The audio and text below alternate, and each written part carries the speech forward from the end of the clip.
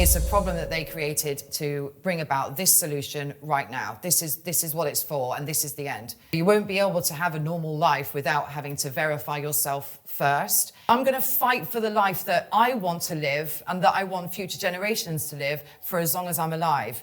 And digital ID is the last Trojan horse, because they don't need Trojan horses after that. Hello and welcome to Gareth Icke Tonight. UK Prime Minister Sir Insincere Starmer is set to announce the worst kept secret in the universe at the Labour Party conference this weekend. The pasty-faced fluffer of Klaus Blair is expected to take to the stage to propose the introduction of digital ID. But why? I hear you cry. No one actually wants digital ID. There's no nationwide scurry for even more state control over our lives. No, but since when has what the people wanted been anywhere in the minds of the parasite class, let alone the forefront? They are long planned and they will signify a critical step on the ladder to full-blown dystopia. Various governments across the world have sought to introduce them, some with more luck than others, but the more that fall into the trap, the harder it becomes for others to oppose. And inevitability, apathy spreads with every chess piece taken by the opposition. Some will claim that it's just another piece of ID. What's the problem? You've got a driving license, you've got a passport, haven't you? Others will go with a more fluoride-induced, if you aren't doing anything wrong, you've got nothing to hide approach to digital ID. Well, yeah, but just one question, if I may. Who decides what doing anything wrong means? We live in an authoritarian society as it is, a country where our words and thoughts are policed with even more ferocity than the actions of those in expensive suits and with establishment lanyards. And you're telling me that with another layer of control and the ability to digitally exclude dissidents from day-to-day functionality, that they won't use that power and wield it like a bloody axe? Of course they will. And it's only one step towards what this ID will ultimately connect into: your medical history, whether you're up to date with your 78th booster, are your kids vaccinated? What's your carbon footprint? Do you drive too much? How many flights have you taken this year? What's your social media activity like? Who have you been listening to? How much meat have you eaten this week? It sounds far-fetched, right? But then you realize that millions of people in China are unable to use public transport as their social credit score, that ties into their digital ID, is too low. You're not compliant enough, I'm afraid. Off you pop. Then you recall where Keir Starmer says he looks towards. It wasn't Westminster, was it? No, it was Davos and the World Economic Forum. And what do they say? Well, they say they're working on a way of connecting your carbon footprint into your digital ID, so the state will know what you've been consuming and will therefore be able to limit that consumption. Sorry, no rump steak for you this week, son. You took a drive to the Cotswolds last weekend, didn't you? So sure, you'll be fine if you don't step out of the acceptable behaviour, consumption and opinions box. But be aware that that box will grow ever smaller and smaller as time goes on. No one aligns with the state on everything. And so even if you feel like you're winning now, it doesn't mean you won't be on the team earmarked for targeting tomorrow. How many on the left shouted down the granny killers and COVID idiots and cheered? They cheered on their account cancellations, their arrests and their forced unemployment. A fair few, actually, and I remember it well. But how many of those same people found themselves on the receiving end of the jackboot and then apathy from the populace when they spoke up and marched against the genocide in Gaza? Quite a few, I imagine. Others take a more left-brain approach to the debate. There's no way it will work, they claim. The infrastructure is simply not in place. The technology is too infantile to cope with such a mass rollout. Well, that's an interesting one. Let me take you back to 2020. Do you remember when the UK government spaffed £37 billion on building a track and trace app system for basically no use and no reason? Yeah, well, it wasn't for no reason. Sometimes when you plant a £37 billion seed, you're planting it for fruition tomorrow, not today. Digital ID is being sold as a way of curbing illegal immigration. But this is the same illegal immigration that the government behind the ID have not only allowed, but have incentivized since coming to power. So it's almost like they aren't actually bothered about stopping the boats or smashing the gangs or any of the other empty buzz terms that subsequent governments have used to gaslight the gullible. Immigrants are being used as the excuse to get the right that would usually oppose digital IDs, as they have done previously, on board. And I wouldn't underestimate the demonic state's willingness to use false flag, terror plots and attacks to really ramp up the fear and anger among the masses either. Former Conservative leader William Hague has come out in support of ID cards this week, and Liberal Democrat leader Ed Davey has signalled that they won't oppose them either. Now you couple that with Reform UK's plan for a Britannia card, or whatever that was meant to be, and it becomes obvious that all sides are in lockstep here, just like they were during COVID. Now that should tell us all we need to know about our so-called democracy. It's a farce. Another thing that isn't lost on me is the timing. Sure, the expectation that Starmer will announce digital ID this weekend has come from a so-called leak to the media, which, as we all know, is how the government gauges public opinion without actually backing themselves into a corner by openly stating it. If the backlash is big enough, he simply won't mention it at the conference, and it will go down as a misinformation leak. And the plan for digital IDs will go back on the back burner until they feel like the stage is set to go again. But what is in the government's favour right now, however, is how divided the country is, and this will not have been lost on the behavioural scientists in Whitehall.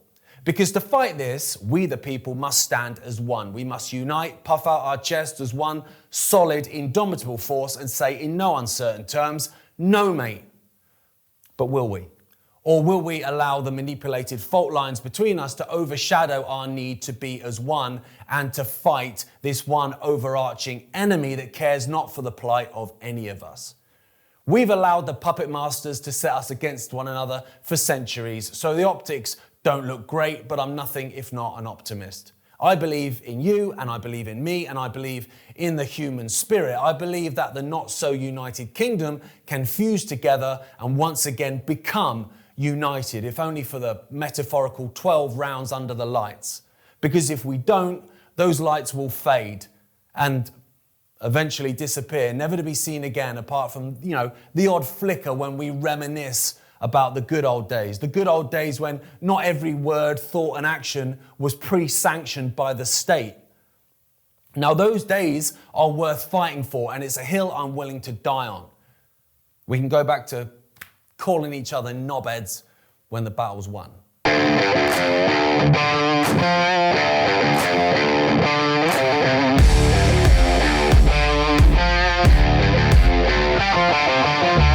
Next up, Fiona Hine, also known as Fiona Rose Diamond, made a name for herself during the COVID era as a feisty, no-nonsense activist whose enormous London protests grew worldwide attention as freedom fighters across the planet actually looked at England, for once, with envy. These protests attracted enormous amounts of people and were almost cathartic events, but they came at a personal cost. Fiona was arrested and dragged in and out of court for the crime of standing up to the state. But with the jackhammer of digital ID looming above us, Fiona is back on the protest trail and even more motivated than ever before. Fiona, great to see you, mate. I called you Fiona Hine at the start, and then it's Fiona Rose Diamond as well. So people watching this that know you will obviously know you as both. Before we talk about digital ID and the protest, can you tell us a bit about yourself and why you took the lead on those COVID protests? I'm glad you did. Yeah. Because they came at personal cost. Yeah, no, they did. I mean, I can't sort of put it down to one thing. I think as I was growing up, like my mum, we've got our Celtic roots. I was growing up, I grew up hearing stories about, freedom fighting in Ireland, history, Palestinian cause, and my mother was always a person who questioned authority herself. She didn't really like the police officers that, Right. So there was a bit of interaction, when I was young that I saw and I observed my mother. She was always quite feisty herself, but in a very intelligent way. So she was always, teach us to think critically. So we'd watch Al Jazeera, RT, that kind of thing, not just rely on BBC News. Gotcha, right? okay. So it was from a very young age. And then I think it was just my distrust in people, my absolute distrust in authority. I'd never voted. I think my mum, made me vote when I was younger for who she wanted in at that time. So right. You've got your polling card, let's get it in. But I've never voted myself because I don't believe it's democratic. So I had this mistrust anyway of authority. But there was something that was innate that just made me, I don't want to swear. You can swear just if you like. made me call bullshit, basically. I sat there and I was watching what was going on and, you know, what we were hearing out of China and, people dropping dead in the streets and the whispers over here. And then suddenly there's sort of doomsday, war propaganda, 5 p.m. sort of reporting. But I read the Coronavirus Act before we were locked down.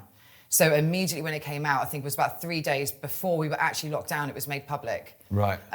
So I'd read that and I saw things in there that obviously concerned me massively. And I just knew that there was something to fight for, you know? There was this innate feeling. And I think now when I look back, I kind of think it's spiritual. But at the time, I was very led by science. Right. You know, I was like the female version of Ricky Gervais. I was absolutely atheist. And it was science, science, science, and I knew it was nonsense. So it was the science I looked at first. What is the situation now in terms of the court stuff? Because I know there's a lot of people that fought back during COVID that are trying to, basically they're tired and exhausted as a result of it, so they don't really want to talk about it. And then there's those that went along with it that were horrible and followed arrows around Tesco's, and they definitely don't want to talk about it. Yeah. But is it still going on for you in terms of the court aspect, the legal aspect of it? It's still going on in the sense that I have to live with that huge sort of, 4 sides of A4 worth of a criminal record. Right. It wasn't my first interaction with the police because, like I said, the way I grew up, I didn't like the police. I had a problem with the police. I had a problem with authority. So it wasn't my first ever interaction with the police when I'd organised these rallies. But when I was first arrested in May of 2020, it was for gathering in a group of more than 2. It was for being in Hyde Park with a sign. And they were targeting people with signs that, Piers Corbyn was arrested, Jeff White was arrested that day. So anyone that had a sign that was kind of standing out and being vocal, they went to arrest us. And there was 19 of us arrested, 13 of us charged. A few of those charges were dropped against some people and they obviously pursued others. So I was actually the first person in the UK to be charged. Wow. and to have my trial date set and my hearing set. So from that point onwards, I knew I was doing something right because I thought, well, why are they trying to censor us and stop us and crack down on us so much when you've got all these other protesters out in London all the time? But it still lingers because it's still, I've been targeted. So the more I did, the more I was targeted. But they knew my psychology better than I did. So I was being arrested, for example, on warrants that didn't exist. And this is sort of years into it. I was arrested for organising the protests under the Terrorism Act. My house was raided. I was held for 36 hours, which is not the longest time I was ever held. But I just got used to it. I thought it was part and parcel of actually being an activist and fighting back. It didn't faze me. I was counting tiles in the wall here. I was like counting the tiles. I'd get to like 12 and I'd be like, oh God, I'd forget the number and go back to the beginning. That drove me crazy. But, it's difficult because to me, I don't think everyone has to be arrested to be considered a real activist. But to be that kind of activist that you get a target put on your back to the extent where they try and fit you up for an offence that they know that you didn't commit. I was dragged through court for years and years. I was on bail, constantly going through the courts, arrested for another offence like paint bombing number 10. The gates of number 10, that was criminal damage. And it just kept going. So I was on bail from May of 2020 until February of 2024. Jeez. And then I was only in February of 2025 did I finish probation. So I've been through all of the courts. I was taken all the way to the Old Bailey, and this was for the offence they tried to fit me up. I don't know if you saw it in the Daily Mail at the time. It was in June of 2021. I tipped hand sanitizer down the sink, and I was going around filming myself, and I was a bit tipsy because I used to drink. And I was, moving the social distancing stickers. I was just dicking around with a pub. No one knew that I did it. I filmed it. I put it on social media. Piers Corbyn just happened to be out in London on the same day doing the same thing on the tube. So then he posted that on social media. So then the Daily Mail on the Sunday had run this story, like these 2 anti-vaxxers, had removing social distancing stickers, and mine turned into a criminal damage charge basically. But when they realised it was me in that pub. And that video in the Daily Mail, the police went to the pub, obviously questioned the staff, and then they accused me of racially aggravated GBH. Okay, that's quite a jump. It's quite a jump from what actually happened. I mean, we were asked to leave the pub because we wouldn't sit down like they wanted us to. We wouldn't wear masks when we were walking around. Things like that. So we were doing, it was a form of protest in itself, isn't it? Because it was so ridiculous, the rules. Sit down, fine. Total farce, yeah. And that went all the way to the Old Bailey until it was dropped, because I had a video that proved, I didn't do anything wrong. And I was quite disappointed it was dropped, because I thought, I want to show that they've tried to fit me up here. Yeah. So I do want some justice, but it still lingers. I went through it for years. I was very used to it. It was just part and parcel of what we were doing. But I think it's part of the sacrifice that I've had to deal with, because it's made me unemployable. I, haven't helped myself in a sense that when I said that they know my psychology better than I do, at the time when, I was drinking, I was very angry. I was going down to number 10. I was handcuffing myself to the gates of number 10 just to annoy him. And, with my one-woman protest with my megaphone, they'd arrest me because I wouldn't tell them where I was going at 11 p.m. at night when I was walking past number 10 in London, just on my own, just walking past, like having a little, little look. And, they would arrest me on a public order offence or for refusing to provide my details when they asked, because during the lockdown, we had to give a reasonable excuse as to why we were out. I'd obviously argue with them. Then they would charge me with drunk and disorderly.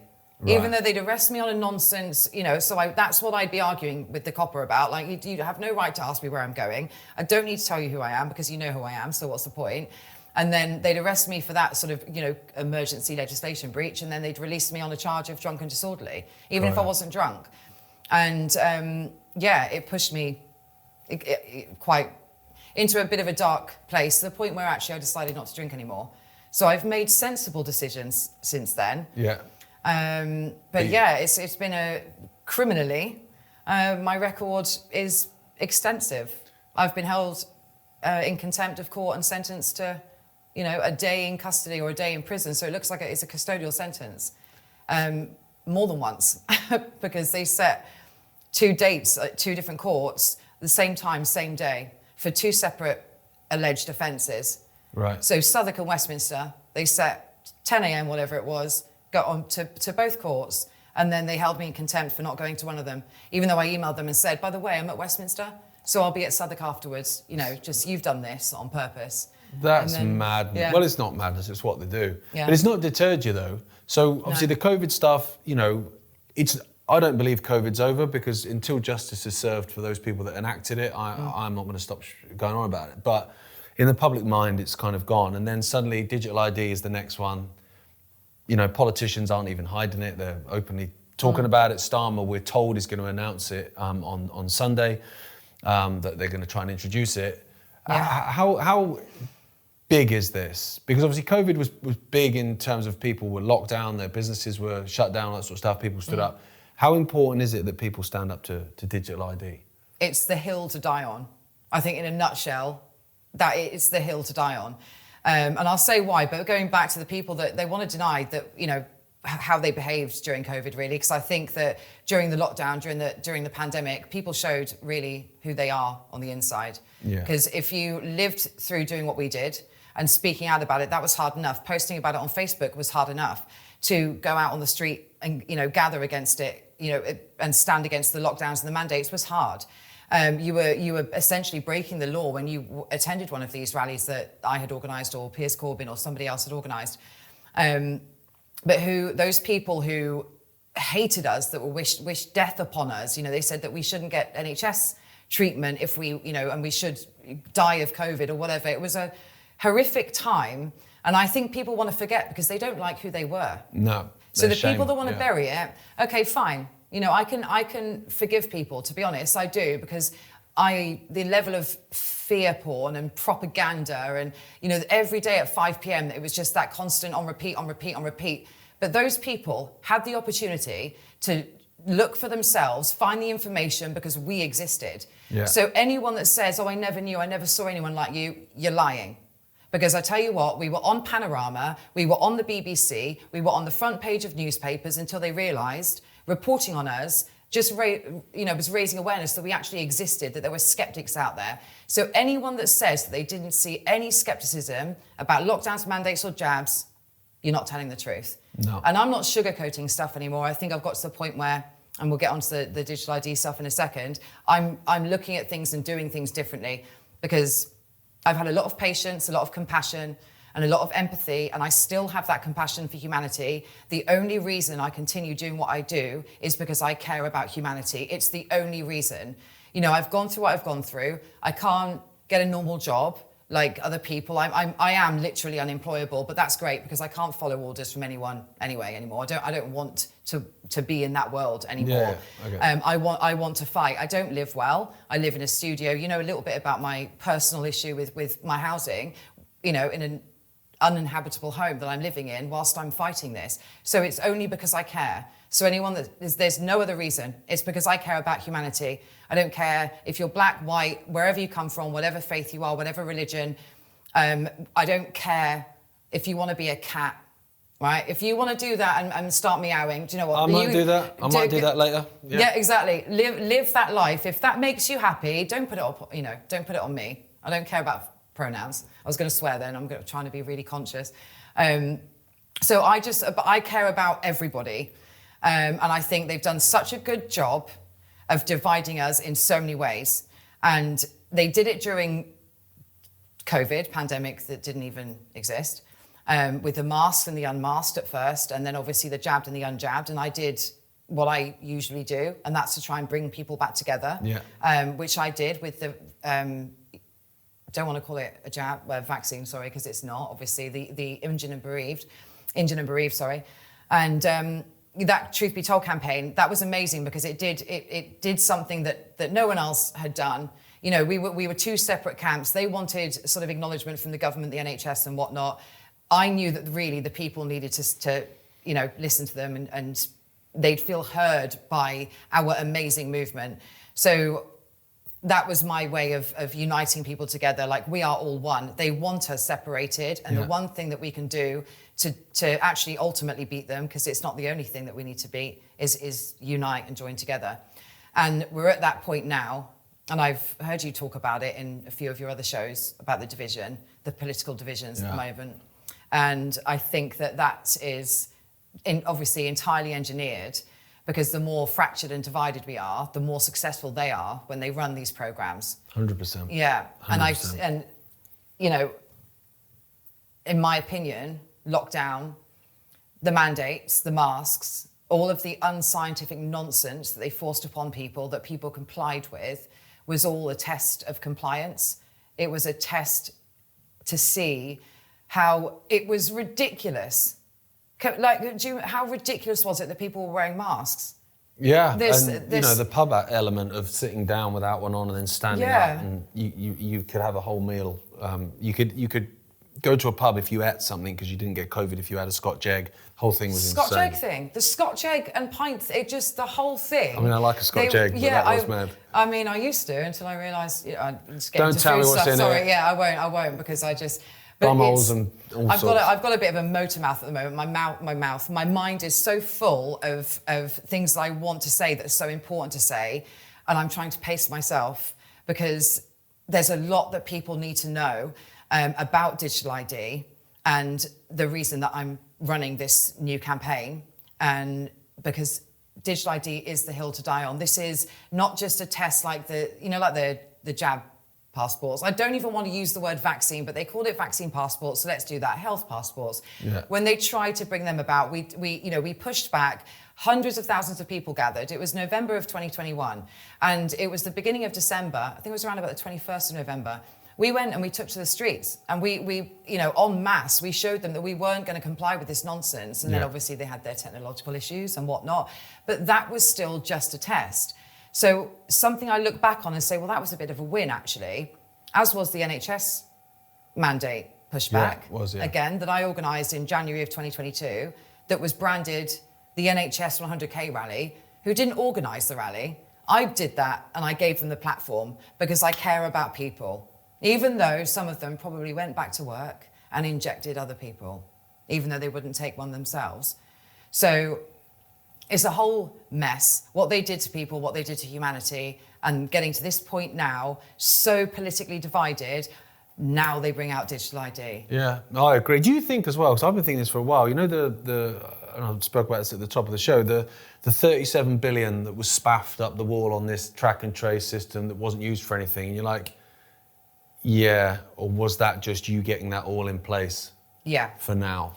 They've been building, okay, so this is, there's so many layers to this that they've obviously been building for years and years. One of the things that's, I think partly frustrating me is I'm so glad that people are talking about it. I'm so glad that it's on Twitter. I'm so glad that it's in mainstream news. It's the headlines in, you know, the newspapers and stuff. Everybody really is talking about it. And this is a wonderful opportunity for us to go in with the, you know, hardcore truth of it and not just what's on the surface. And I think what people are looking at, they're like, oh, well, there's this new act, this Data Use and Access Act 2025 that just got royal assent in July, I think. It was either June or July last summer. July, yeah. Okay, so when did they write that? You go back and you think, oh, it's, you know, we could probably take it back 5 years. So in early 2019, they did this consultation on digital ID, right? And you might look back at that time and think, oh, maybe that was, you know, because they knew the jab passports were coming, but you can't say that because that means that they planned the whole COVID thing. So anyway, you've got to unwrap the layers and go back. The infrastructure has been laid and put in place for longer than people, I think, even want to admit, because it means that, you know, like the trust framework, 2019, the trust framework that they're using, that's the digital verification systems kind of rule book, and they call it a canonical record, this sort of trust framework. Right. It's like a sacred list to them of trusted providers and partners of this digital ID, like who's going to be asking you for your ID, whether it be private or public bodies. Right. So they've got this trust framework. 2019 again, and then 2021 was a public consultation on it for 1 month. Yeah. So all of this infrastructure has been laid. Well, that data access bill, just because that's just gone through, that basically, for people at home, that essentially takes away all the checks and balances on your personal data, doesn't it? That's pretty much what that does. Yeah, exactly. Which they would need if they want to bring in a digital ID. Exactly, and there's more to come. Because no, the law's not there yet to say that you have to adopt this ID as you know, obviously the Labour brick card proposal says mandatory, and it says it repeatedly. And I think we can get to that in a second. But the infrastructure's been laid. You know, they've got the one login. They're rolling out the UK Gov wallet. First thing will be the veterans card that's on there, and then the digital driver's license. So it'll be rolled out to, you know, like however many million people or something to do a trial run. Of course. And I think that's what the health passports were, again, to help lay the infrastructure, because this plan isn't from a think tank called Labour Together that just sat in a room together one day and thought, oh, I think we need to address the problem of mass illegal migration. How are we going to fix that? And someone went, do you know what? I've got a really good idea. It's a bit weird. Hear me out. You know, this whole digital ID thing, I think that would be a really good way to address that issue. Do people really believe that Labour Together, authors and think tank people and, you know, Tony Blair, their mate, do you think that they sat in a room and came up with a plan to address mass illegal migration? The last year? So that proposal, yes, it's very concerning because it talks about mandatory digital ID, and it says it mandatory about 50 odd times in it. It's mandatory digital ID. People can scream and shout about mandatory is not law. How many times did we hear that during COVID, right? For that, whether it be the mask, okay, we didn't comply, but they did effectively mandate jabs for many, many people, healthcare workers. How many lost their jobs? Was it like 68,000 or something? Because they didn't take a jab. That's mandating something. You're losing something if you don't comply with that order. So they will usher in and they will have the law, the legislation. It will already be there. We just don't know about it yet. So it's already there. Underneath. But this has come from, and I think this is where people seem to scrape the bottom of the barrel when they start talking about Labour Together and the Tony Blair Institute and their influence. Tony Blair is an agenda contributor at the World Economic Forum.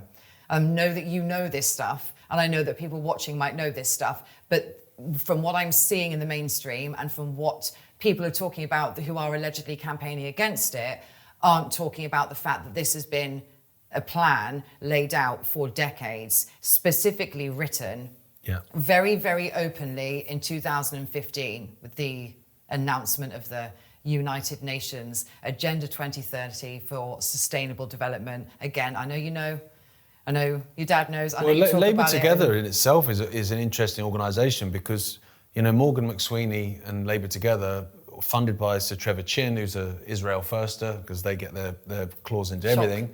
They're the ones that destroyed Jeremy Corbyn with that, manufactured anti-Semitism stuff. And also McSweeney's the guy that founded the Centre for Countering Digital Hate, who created the disinformation dozen for all the people. Yeah, along with that, what's his name? Imran something or other. Imran I've quoted Ahmed. him, there we go, who said that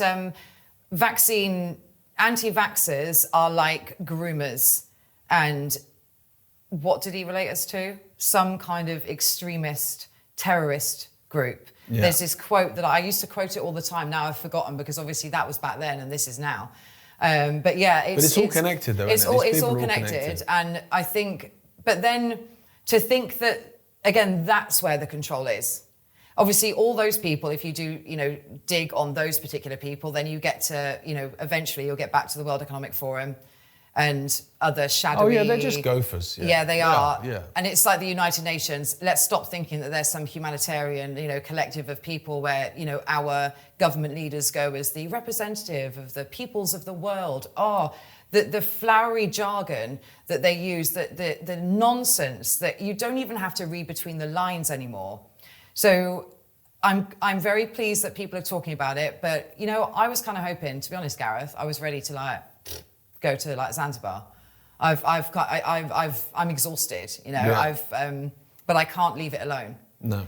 I have seen people at each other's throats in exactly the way that they want you to be. They want the left arguing with the right. They want you Christian against Muslim. They want everybody in their own little boxes before they douse them with gasoline and throw a match and kick you over and say, he lit the match. We're doing exactly, I say we, most people are doing exactly what they've been programmed and conditioned to do. And I do understand it. I think this is where the mass illegal migration issue comes in. You've got one side or groups of people that deny it's happening. You're gaslighting people, that we know that there's a problem, that they've engineered this problem. George Soros wanted this. It wasn't a problem. When did he talk about it? Like 2010 or something. He wrote this document about with us his having Open to Society accept. Foundation. Yeah. So it's got roots, and you can follow the money, and find the architects, right? But I think my aim for now is to show people what the documents that are already readily available, what the organisations like the UN and World Economic Forum have got to do with this right now, and the fact that it's their plan. You can't say it's not when you've read the information, but people won't read. Generally, No, they even people that are supposedly awake on the internet, they don't read. Oh, sorry, Grok, is this true? And you just want to.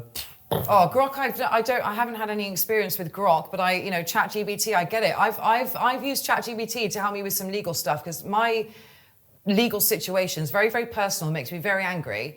And I write a letter with about 25 million swear words in it. I call my landlord every name I possibly can because I think what I think. And I'm like, ChatGPT, can you please make this professional? Make me sound like Mary Poppins, please. Make it okay for a courtroom so a judge doesn't think I'm a complete psycho. You can't ask these. They don't tell you the truth. They're tools for the agenda, right? They have a certain amount of trusted sources that they're allowed to get the information Exactly. from. I hope you're enjoying the show so far. I'm sure if you're watching this, you're very much aware of the growing surveillance state emerging all around us. Whatever you do, you're being watched and your data being harvested. This is why Glenn and Eric Mader formed the Privacy Academy. Join the community designed to help overwhelmed, non-techie people like me learn how to get private online. Head over to privacyacademy.com/Icke and learn how to exit the surveillance state with regular webinars exclusively for you. Now, back to the show. Do you think then that digital IDs, obviously they're going to start it off, you hear it all the time, you've already got a driving license anyway, it's just another one, what's the problem? Do you think it's a precursor for this social credit system, like they have in China? Without a shadow of a doubt. Yeah. And I've heard and watched, there's a reason I've started this campaign, and it's because I think what needs to be said is not being said. And I think people need to be, they need to educate themselves. But I understand that people don't want to read 60 pages 100 times over because it's everywhere and it's a lot of information. So I want to be able to translate, like I did with the Sustainable Development Goals, what they actually really mean. So that is part of why I'm doing this. I actually forgot your question. Oh, is it a precursor to social credit system? Yeah, absolutely it is. Now, that's not, you hear them on the mainstream now talking about that, going, oh no, all this conspiracy theory, fear-mongering about the social credit system. Just play a video of Klaus Schwab dictating to all the global world leaders, right? Or flat Earth, I don't know what you believe, but all... Doesn't matter what shape it is at this point. Telling them the Chinese model, you know, I can't believe I'm trying to do a German, whatever like it is, accent, but the Chinese model that he constantly talks about and stakeholder capitalism that people, again, are not going to know about, and I don't expect them to even be interested, but I want to provide the information translated, bite-size, you know, in a nutshell, so people can then know, okay, well, this quote is from this document and they've actually said it. So 100% it's a precursor, but there's a way of educating the masses. So for me, some awake people, like I say, they've not read the United Nations documents. But they do it. They speak in. I mean, I've read a lot of these documents, and they're written in management talk. It makes me think of David Brent, you know, from The Office. That's management talk, David. I know you hate that, but they're written like that on purpose, so that it's even harder to follow. I was have reading to really focus on it. I was reading some of I think it was Reimagining Digital ID in a whatever world, you know, the World Economic Forum, around about 2023. They've released things constantly, it's constant. I've got so many documents on my laptop, a lot of which I have read, some I'm still yet to read. And I want to do that work so I can provide that information. I will upload the documents for people to read, but I will tell you what it really means, give you some receipts, so you can't say that, you know, oh, that doesn't really say that. But the World Economic Forum, I laugh at some of what they say, like, because they're writing it knowing that this particular document is going to be released. So let's make them think something whilst they're reading this document. It's like you can see the programming, like if you were to believe what they were writing. But one interesting, they always slip up, in my opinion, whether it be at meetings or wherever. I think so too. None of them are hiding it. So it's not even a secret that it's a precursor to a social credit system. They have talked about, you know, your club card points and stuff, like your loyalty points, so they get to know your behavior, what you buy. They have talked about your carbon footprint. They have talked about all of this very publicly. And if you read these documents, it's, you know, diktat handed down from these NGOs and globalist organizations to governments all over the world. Without digital ID, they will not achieve their nonsense SDGs, their Sustainable Development Goals. They will not. No. They can only get there by total control. And the reason I'm speaking this way to you today is because, again, I know you know this. Yeah, I know you're talking that your viewers, I know that your viewers will mostly know this as well. But equally, a lot of them, I'm sure, haven't read some of the documents I think that they should, which will be available from Friday, the 26th of September. This is when I'm spamming my website with everything translated. I'm not going to overwhelm people, but there's this gap that I think we need now to call out these globalist organizations. You can't just sort of nod to it like some people who run campaigns and speak on GB News. You know, you get the platform, you're Ofcom palatable, but this criminal right here that gives a shit about people, I don't get those platforms. There's a reason I get ghosted by so many people that actually come to my rallies on the day and report on it, but won't speak to me, you know, because this is, I think people need the information. They need to be educated so they can empower themselves. Know thine enemy is the biggest issue for me right now. Know who you're up against, because it's not the guy getting off a dinghy. He's a puppet as well. Right? Oh, they're being used absolutely and set against each other. So you're obviously going to try and unite people, and I'm with you. Like I've even said in my monologue this week, you know, we can go back to calling each other knobheads tomorrow, but let's let's focus on this now. Oh, my favourite word. I'm not going to repeat it now. Yeah, I don't know if that one. Well, you know, the thing is, I'm. You know, I've dealt with a lot of stuff, like going back to what we talked about at the beginning.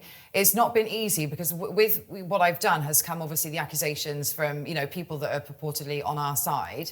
You know, you're not controlled opposition, are you? Well, this is the thing. Like, no, I promise you, I'm not.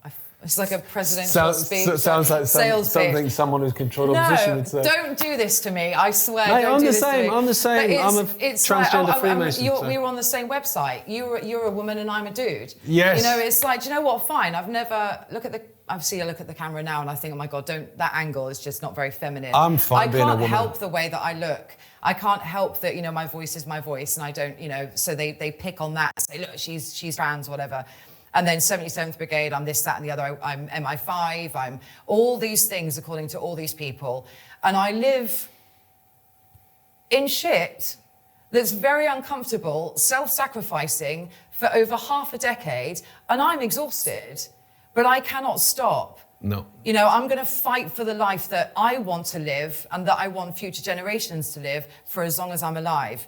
And digital ID is the last Trojan horse, because they don't need Trojan horses after that. That's the point. That is the point. Yeah. So you don't need to keep any secrets then, because the digital ID will make us completely transparent to the state and the state more opaque to us. It should be the other way around. When that switches up, start asking yourself some questions, because you've got people offering an alternative, right? Oh no, we don't need that, but let's leave the ECHR and let's do this. That's the way to solve the immigration issue. So what are you left with? The Human Rights Act, which would be completely stripped because it relies entirely on the ECHR.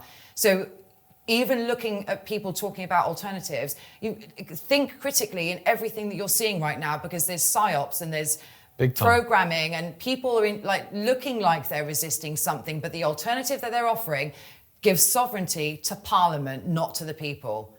If we were to leave the CHR, for example, without something already in place, we need to enshrine our human rights. If you want to do that, I don't really care, as long as my rights are still there at the end of the day. Yeah. But they are stripping them from us. The digital ID, it's no secret. Read the brick card proposal. It does my head in. Read it. Let's not talk about it until you've actually read it. It's fluff. It's nonsense. They didn't sit there and think up this solution to mass illegal migration, which they mentioned 57 times throughout the proposal, because it's the reason their problem reaction solution. Yeah. They're trying to sell it to problem that they're right. using, that they created. Thank you, Soros and all the other knobheads. Like they all engineered this problem, destabilize the West, get us all at each other's throats, take away your identity so you're confused, like I don't even know where I come from. Like I'm almost Googling, what's my identity? Like they're stripping it from you. They want you to be complete robots. Yeah, they do. They want kids ashamed of their heritage. Completely. Yeah. And it's, again, I'm so not political in a sense, when you think it might be the most political thing that you can do is when you stand up against ridiculous policies, but I'm so not. Like, I'm quite centre. I see the sides of an awful lot of stuff, but I also see the strings that are attached to people that are arguing with each other. Yeah. And you think that your enemy is not just the government, okay? It's who's pulling their strings, the NGOs, the globalists, the World Economic Forum, the UN is this humanitarian front, which are nothing more than just, suits. Who has said to me the other day about polyester suits sat in, I think it was Claire Wills-Harrison. Right. But one thing I wanted to say, because I know that I'm rambling on, I told you this would be a problem, but as I can't shut up. No, it's fine. There's a lot to talk about. There is a bit. I mean, it's important, isn't it, that people come out onto the streets and make... That is really important, because I think you cannot be afraid. You can't be afraid of... They've had the facial recognition in Westminster for years and years and years, before we protested in 2020. So don't be afraid of it now. Nothing's going to happen to you, because we are going to stop it. We're going to stop it. So don't think that, but they'll have my data later. If you are scared to stand on the street, you're going to adopt digital ID. You're going to secretly accept it. You're going to be one of those people that during COVID, I'm just going to get on, I'm not going to say anything, I'm just going to do this. Don't rock the boat. Don't be that person. Do not be that person, because we are going to win. But we have to inform ourselves first. Know thine enemy, because yes, it is the government, but this is why, as well as petitioning your MP, great template letters on Big Brother Watch, great petitions out there at the moment, one to stop digital ID on the government, petitions nonsense, already over 100,000, and then another one from Big Brother Watch. So that those things are wonderful. But you can do other things every day. Take cash out of the ATM as regularly as you possibly can all the time. Opt out of biometrics on your phone. Stop using self-service. So stop using the things that are going to become every single day life to just be able to do anything. You won't be able to have a normal life without having to verify yourself first. And there's no secret of what they want to roll out immediately. You know, it's all about how, you know, legal renting, legal employment. But the issue that they're saying that they want to address is a 1.5% issue or 1.46%, because there's 11 million legal working foreign-born nationals in this country that have all got their e-visas, and nearly up to 1.8 million undocumented, unverified. So they want to deal with that. But you want 100% surveillance of the whole of the population to deal with that one little problem. No, come up with something different. It's a problem that they created to bring about this solution right now. This is what it's for, and this is the end. Yeah. There won't need to be any more Trojan horses. The pandemic was. Pandemic. Yeah. The jab was. There was many more things before that that I'm certain were as well. And this is another one. You know, some people thought the jab was the end game because the end game was depopulation. Nah, sorry. And by the way, the government, NHS, no one gives a shit. Like, it's the injured and bereaved. I've worked with them for 2.5 years. I do not campaign for a better VDPS scheme because I'm campaigning a government to take more of the taxpayers' money. So no, thank you, right? And I don't campaign the NHS to pay attention to somebody because you were injured on purpose. You're in that situation right now because they wanted you to be. So if I feel like something, it's flogging a dead horse for 20 years. I don't want to do it. No. When is this protest planned, and you know, where will it start, and or is that something that's planned sort I of got a later bit too on? passionate today, I think. Mate, I love it. It's important. It's the whole feisty thing, isn't it? I care about people, though. I think that's like I said, the reason I'm still doing this. I do care. I care about everybody. I care about humanity. I care about peace. I want an end to genocide. I'm so sick of the world literally burning while people fight each other and think that the biggest threat to their life right now is Islam and Sharia law. Yeah. That is what they want you to believe. That's exactly where they want you. They want you thinking that that's your threat. It's the guy getting off a dinghy and it's Islam and it's an ideology. No, it's not. It's much, much, much worse. But that's a trick to keep you divided, distracted, tearing each other's throats out, arguing over who shot Charlie Kirk, which is interesting, but I don't, you know, we're not talking about that. But no, I just, you know, again, it's one of the things. It's the division. They've got people looking at the left saying, "Oh, what was it, Democrats?" Yeah, they did right? it. Yeah, whoever did it. You know, it's exactly what they want you to think. You're all kind of, you know, goose stepping to what they want you to at the moment. Not everybody. Granted, some of you watching no, but this, a lot are, obviously. mate. A lot are, unfortunately. Yeah. But it's really important to push back because you can't. I know that we're going to win, but we're only going to win if we demonstrate our mass non-compliance and if we are brave enough to say no publicly, because you will just privately say yes if the pressure comes to you, you know, in 6 months' time when they start passing the legislation.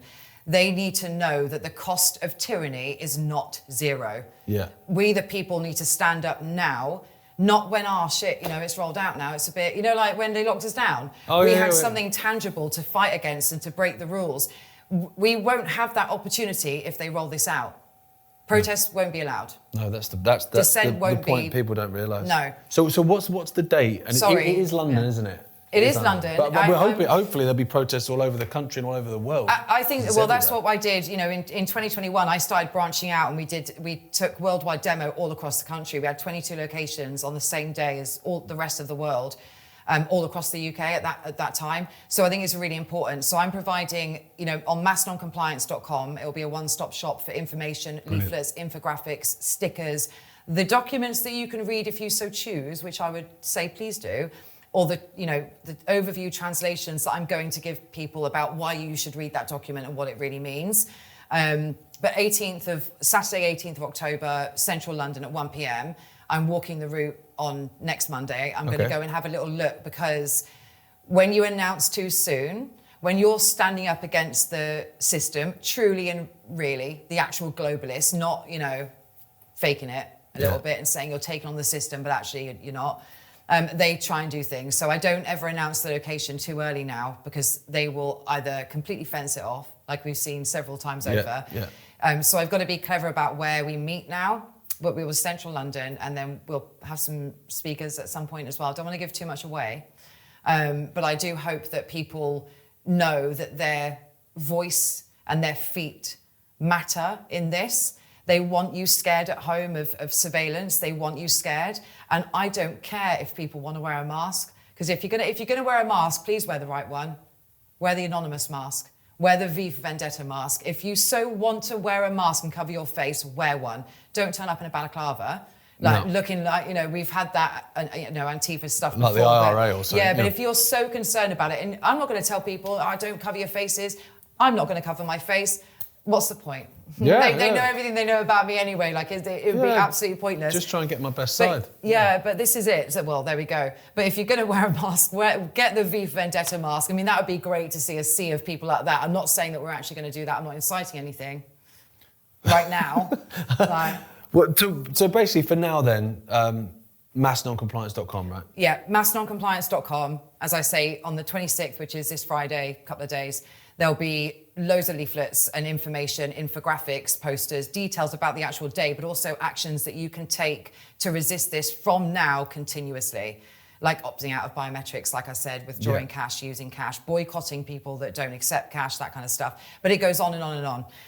I'm not drafting templates for MPs because, to be honest, that to me is like, I'm not lobbying my MP for anything. Big Brother watch. I will link those. I will link what other people have done and some of the stuff that other people are doing. But my main focus, this is ongoing and sustained. This isn't just one day. This is going to take a while, and I obviously want the numbers on the 18th so we can show that we're not going to take this. The cost of tyranny is not zero. We, the people, have the power. We have more power than the people in power. And I use this quote all the time, this Orwellian quote. I've said it, I think, a few years ago in the European Parliament, where I said that all tyrannies rule through fraud and force. But once that fraud has been exposed, they rely exclusively on force. And we're seeing that force now. Don't think that this is it now. We're right on the precipice of losing absolutely everything. And that's not fear-mongering, because we're going to fight back and make sure it doesn't happen. Amen. But, get out on the 18th, and then get out in your neighbourhoods when the information is ready for you, and do your own reading as well. Stop relying on people to tell you what something is and what it means. And it's like the World Economic Forum. I wouldn't know that they are actually genuinely fearful, right? They are genuinely fearful of there not actually being able to be any meaningful informed consent around the adoption of digital ID. They've given us what they're worried about, right? And informed consent mattered when? Before? Yeah, exactly. That we know didn't exist, it wasn't there, and we were vindicated and proven right. So if history tells us anything, it's that those two words, trust us, like I said to you before, are the most dangerous words that you can ever hear from anyone in a position of authority. Absolutely. Fiona, thanks so much, mate. It's great to see you again, and obviously I'll see you on the 18th and multiple protests, I'm sure. Yeah, and I'm sorry for talking so much. Mate, it's great. It's great. People want to listen to what you've got to say, mate, and Thank you. I appreciate it, mate. Thank you, everyone. And you, obviously.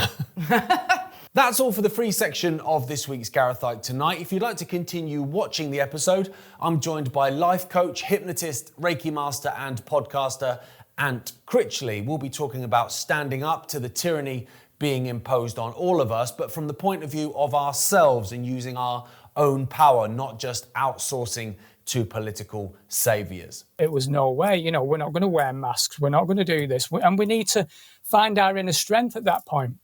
And the same is what's coming through now. They're using all the psychological fear. They're putting out there that that it's a done deal, which it isn't. That this digital ID is a done deal. That's just not the case at all. Please click the link in the description and head over to Ickonic.com to continue watching. You can subscribe instantly for just £1.99. Good night.